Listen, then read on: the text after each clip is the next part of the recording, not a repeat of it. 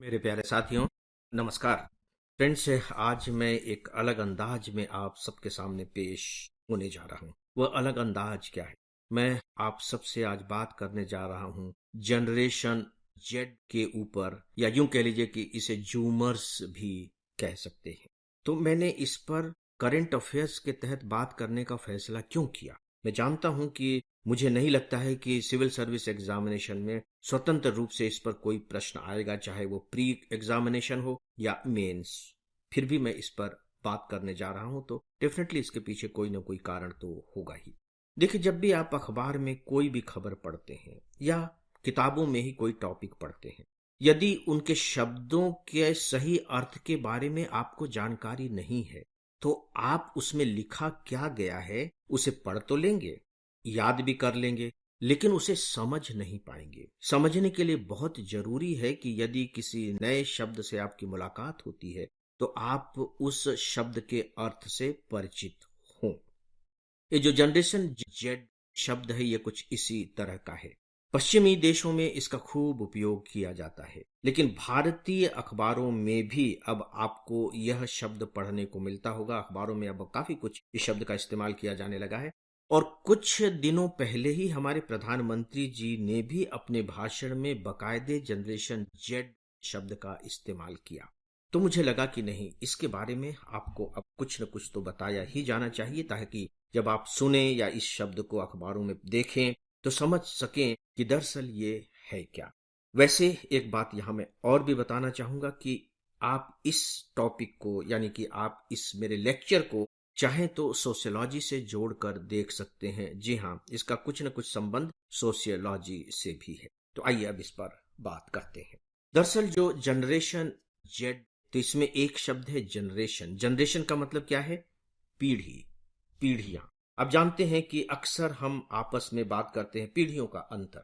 तो ये पीढ़ियों का अंतर है क्या, और उसमें जनरेशन जेड क्या है? आइए इसे जान लेते हैं। मैं जनरेशन जेड पर बेहतर होगा कि बाद में आऊं, पहले पीढ़ीगत जो अंतर है, जिसे हम इंग्लिश में जनरेशन गैप कहते हैं, उसे थोड़ा सा समझ लेते हैं।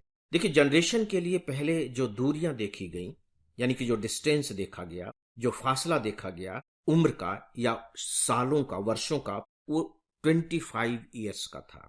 यानी कि मान लीजिए कि कोई व्यक्ति सन 1900 में पैदा हुआ है, तो यहां से एक पीढ़ी शुरू हुई, और इसके बाद जो 1925 में पैदा होगा, इसके बाद की जनरेशन कहलाएगी। यानी कि दोनों के बीच में 25 साल का फासला।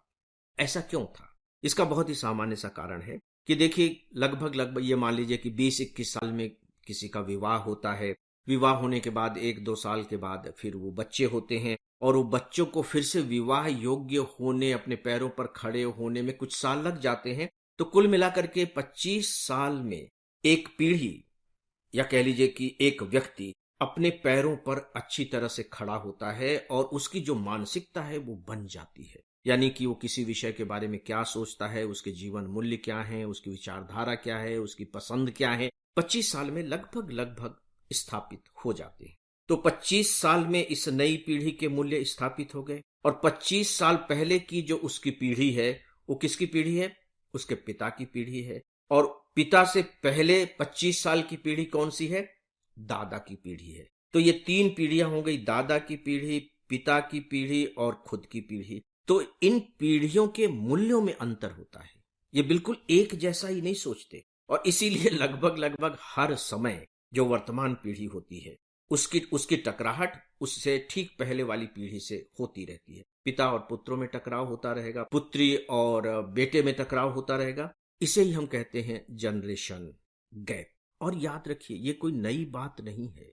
ऐसा नहीं कि अभी की बात है। मतलब हमारे पास बकायदे ऐतिहासिक प्रमाण हैं कि सन 625 ईस्वी पूर्व के प्रमाण हमारे पास हैं, जबकि जो पिछली पीढ़ी रही है उसको वर्तमान पीढ़ी से शिकायत रही है। और ये जो शिकायत रहती है, वो ये मान करके चलते हैं, यार ये जो वर्तमान पीढ़ी है ना, ये तो बिल्कुल, इसका तो पतन हो गया, इसका तो सर्वनाश हो गया, ये तो पता नहीं क्या सोचती है, ये सब फालतू के लोग हैं।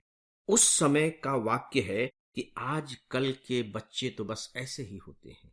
624 ईस्वी पूर्व, यानी कि 2600 साल पहले, और बकायदे हमारे जो बौद्ध ग्रंथ हैं उसमें भी इस तरह का उल्लेख है।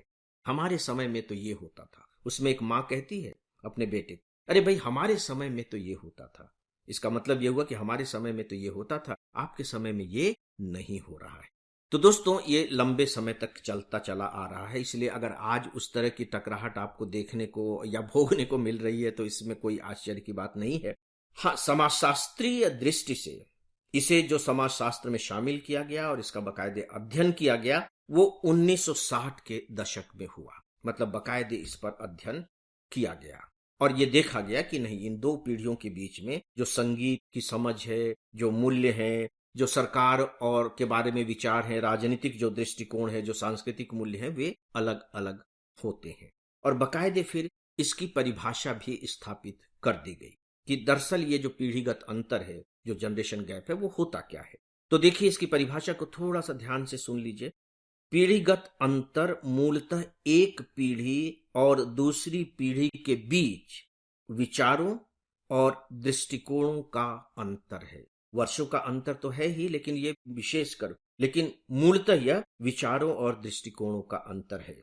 ये अंतर विश्वासों, राजनीति, भाषा, कार्य, जनसांख्यिकी और मूल्यों से संबंधित हो सकते हैं। क्योंकि मूल्यों का अंतर होता है, इसीलिए उनके बीच में टकराव की स्थिति भी पैदा हो जाती है। दोस्तों, यह है जनरेशन गैप की पृष्ठभूमि।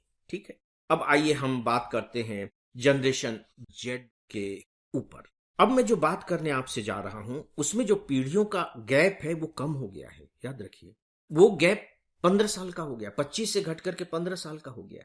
ऐसा क्यों? बहुत ही सामान्य सी बात है। क्योंकि देखिए, जब सभ्यता, संस्कृति और मूल्यों में जब परिवर्तन आते हैं तो कौन से कारक हैं जो परिवर्तन लाते हैं? टेक्नोलॉजी।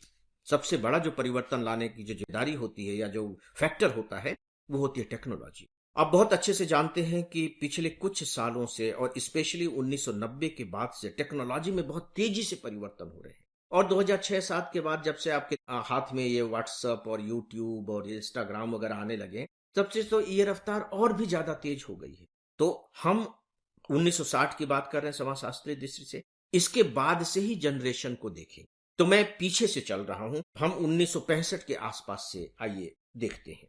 1965 से लेकर के 1980 के बीच में जो पैदा हुए, उन्हें नाम दिया गया जनरेशन एक्स। जनरेशन एक्स ने जो लक्षण दिखाई वो ये थे कि ये जो लोग थे, ये अपने आप को बड़ा स्वतंत्र महसूस करते थे, अपने जीवन और अपने कार्य में काफी कुछ बैलेंस भी बना करके चलते थे। और सबसे बड़ी बात है कि ये पहली ऐसी पीढ़ी थी जो कंप्यूटर के संपर्क में आई, पर्सनल कंप्यूटर के संपर्क में आई।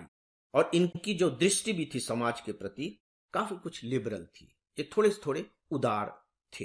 इन्हें कहा गया जनरेशन एक्स। ये 1980 तक के लोग हुए, यानी कि मेरी पीढ़ी के जो लोग हैं वो जनरेशन एक्स के लोग हैं।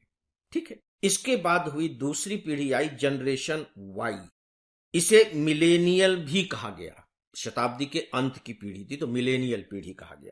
ये जो पैदा होने का जो इनका वर्ष रहा वो 1981 से लेकर के 1996 तक। मिलेनियल का अंत हो गया 1996, 2000 समझ लीजिए। अब एग्जैक्ट तो बिल्कुल होता नहीं है।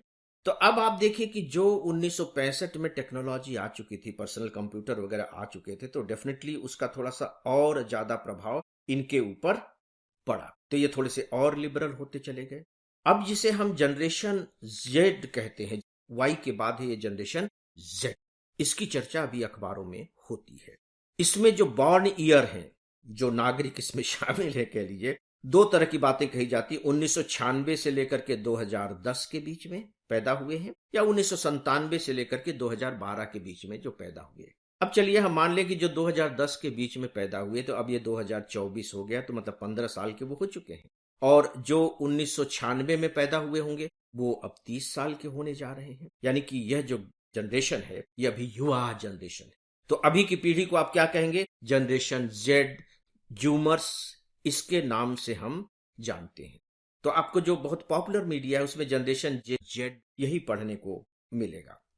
अब देखिए कि ये जो जनरेशन है बहुत ही अपने निजी विचार रखती है, चाहे वो पॉलिटिकल इशू हो, चाहे वो राजनीतिक इशू हो, चाहे वो सामाजिक इशू हो, उसके बारे में इनके बहुत इंडिपेंडेंट विचार हैं। और विचारों की दृष्टि से ये काफी, आप ये कह लीजिए कि लिबरल भी है। और ये पहली ऐसी जनरेशन है जो पूरी तरह से डिजिटल हो गई है। मैं गलत तो नहीं कह रहा हूं? आप देखिए कि आपके सारे काम डिजिटल हो गए हैं, पढ़ाई डिजिटल हो रही है, सारे सब कुछ डिजिटली हो गए हैं। आप पहली जनरेशन है। तो दोस्तों अब आगे जिस जनरेशन की बात होगी वो होगी जनरेशन अल्फा। अल्फा आगे, और 2010 से लेकर के 2024, अभी हम 2024 में चल रहे हैं, इस बीच में जो पैदा हो रहे हैं वो कहलाएंगे जनरेशन अल्फा। लेकिन इनकी बात अभी नहीं होगी, ये जब कम से कम 15 साल के हो जाएंगे तभी तो इनके व्यूज पता लगेंगे, इनके दृष्टिकोण पता लगेंगे। तो इनकी चर्चा होने में अभी वक्त लगेगा। लेकिन चूंकि ये भविष्य की पीढ़ी होगी, इसीलिए मैंने अभी से इनका जो नामकरण कर दिया गया है उससे आपको अवगत करा दिया है। ये है जनरेशन अल्फा। तो दोस्तों मैंने 4 जनरेशन के बारे में आपको बताए, क्रमशः मैं रिपीट कर दे रहा हूं। Generation X, generation Y, generation Z. अभी जो बात होती है वो जनरेशन जेड के बारे में बात होती है। भविष्य की जो जनरेशन होगी उसे हम कहेंगे जनरेशन अल्फा।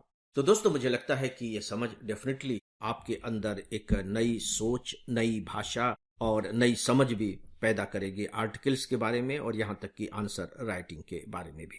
तो दोस्तों इस विषय पर बस इतना ही, और इसी के साथ ही आज की इस डेली ऑडियो लेक्चर को समाप्त करता हूं। नमस्कार।